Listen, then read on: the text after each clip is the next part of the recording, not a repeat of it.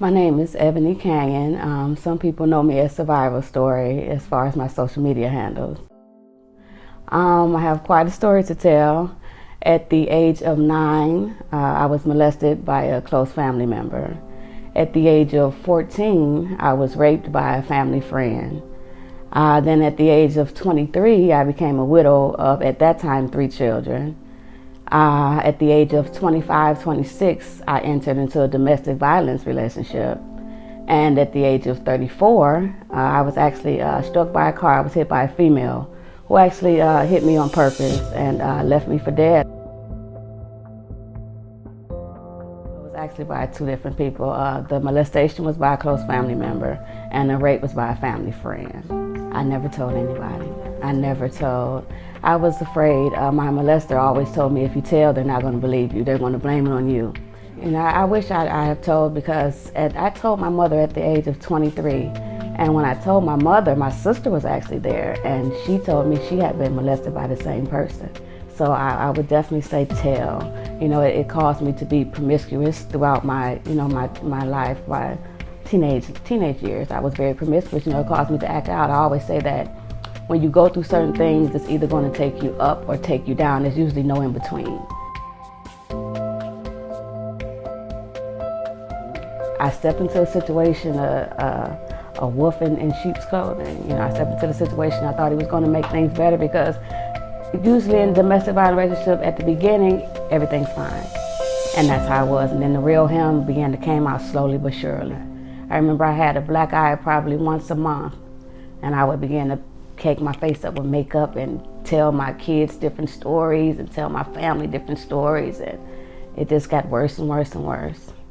What happened? There was a terrible, it was the last beating, terrible beating. He actually broke into my home, and I woke up and he was standing over me. My children were there, and he just began, you know, to hit me, and it was a terrible situation, throwing me in the shower, beating me with a shower rod. And he actually moved out of town, because I finally told my family, you know, after this. And of course, I have men in my family. They were upset. So he actually moved out of town, and it took him to get away from me in order for us to break up. To this day, I can't even say that I wouldn't have went back then. But what I know now, I wouldn't have went back. But back then, I believe that I just may have went back just for the comfort zone. Just for the comfort zone. He was actually a neighborhood friend, one of many that I ended up marrying. You know, he saw the best in me and the good in me, and he brought it out of me. He was in the passenger side, and his friend hit a pole, and he died instantly. So my children actually watched me in a coma, knowing that their father had just passed, you know, from a car situation. So yeah, it was pretty hard on my children. So we were out having, you know, a good time celebrating my birthday. I was actually with my sister and 2 of my cousins. And we got back to her house maybe about 2:30 in the morning. And when we got there was a car in the driveway. We weren't expecting anybody, you know, so we blew the horn, you know, asking to get out of the driveway.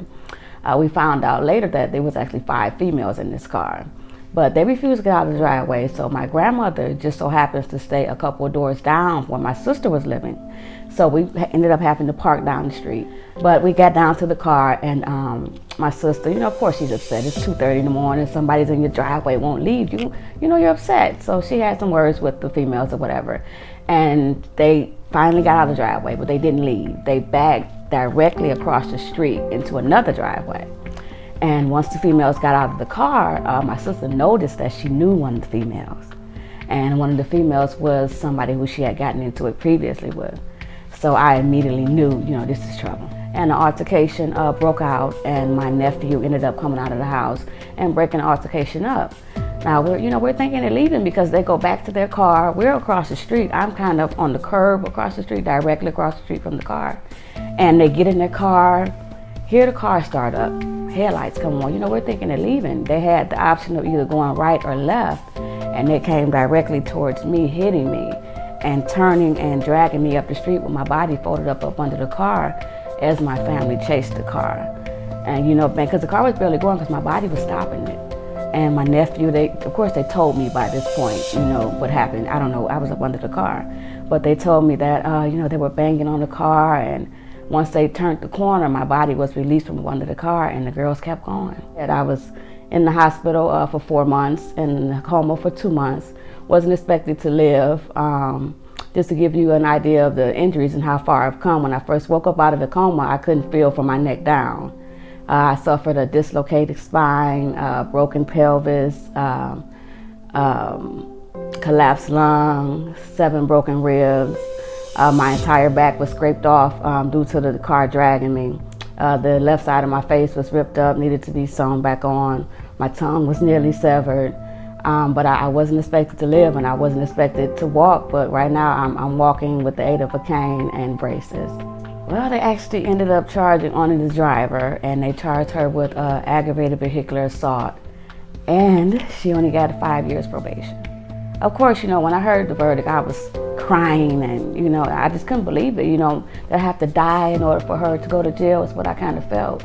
But my oldest son, because at the time I was still in a wheelchair, and he leaned down at me. He said, "Mom, don't we know God?" And once he told me that, I never cried about it again. I took all that anger and bitterness and I used it to fight to recover. And that's why I'm at where I'm at now, walking.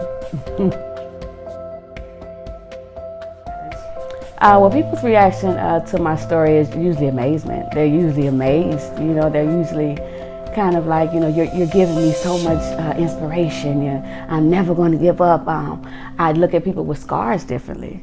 I find that all the time people are like, I see scars in a total different light. And I'm glad that, you're bringing people who don't have a voice, you're giving a voice for those people. People with handicaps and deformities or burns or whatever the situation may be. People are starting to tell me, I look at things totally different. I don't complain anymore. They're kind of like, if you got through that, then I know I can get through what I'm going through. Sometimes people need an actual visual of God's work. And I felt as if I show this and show people where you can come if you just believe, then they'll know that there's a God. My father always told me, Ebony, there has to be more to you than your outside.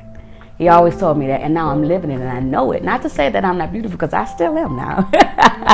I'm a different kind of beauty, but I'm beautiful, But I had to learn to embrace my inside. I had to know this is just a shell. This is a shell. Once the shell is gone and your insides begin to show, are you really still beautiful? What if everybody was blind? Would you still be beautiful to people? So I had to show it. I had to show it. So I want people to know that beauty is what you make it. Beauty does not define you. You define beauty. After everything I've been through, there's got to be a God. There's got to be a God. Somebody's helping me through this. I am not strong enough myself to make it through this. So I knew that He's there. I always knew that He's always there with me. Mentally, I've grown. And I wouldn't change it for anything. I wouldn't change it. I found purpose. I was lost then. I know why I'm here now. I know exactly why I'm here. No questions, no ifs, ands, or buts about it now.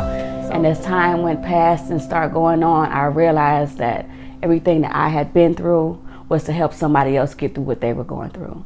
You can purchase my book, Left for Dead, at www.thesurvivorstory.org.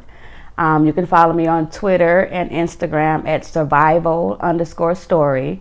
And you can also follow me on Facebook at Survival Story. My name is Ebony Canion, and I could be bitter, but I'm better.